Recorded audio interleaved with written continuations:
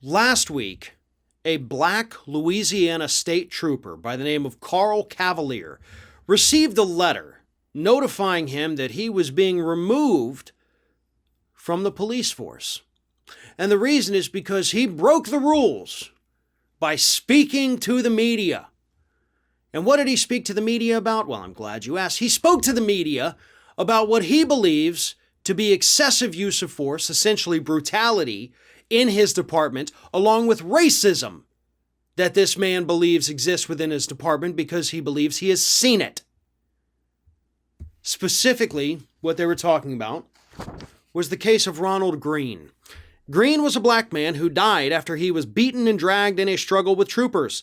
Police had initially reported Greene died in a car crash, but body camera footage that was leaked to the media showed otherwise.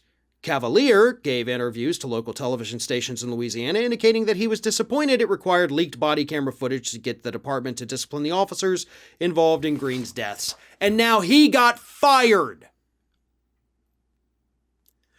The black officer who went and talked to the media and said, yeah, this is ridiculous that they murdered this black man, and then they lied about it and they tried to cover it up.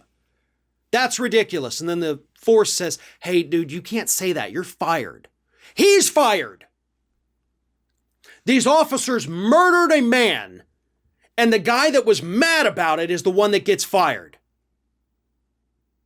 Don't come at me with this few bad apples talk anymore, folks. There's not a few bad apples in law enforcement here in the United States.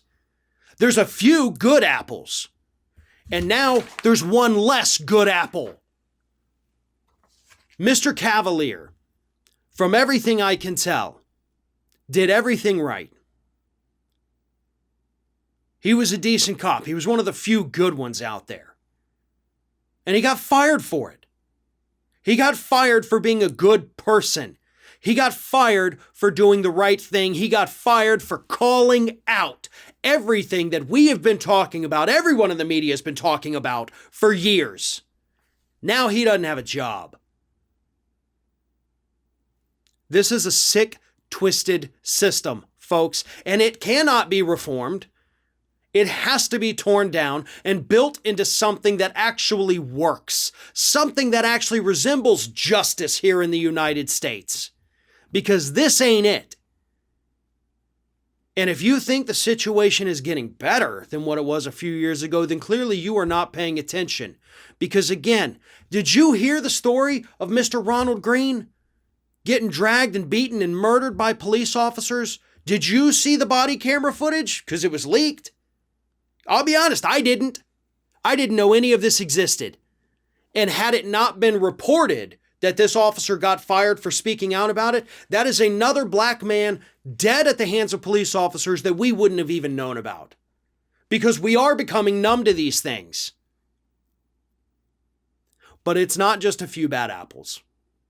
Most of them are bad apples at this point.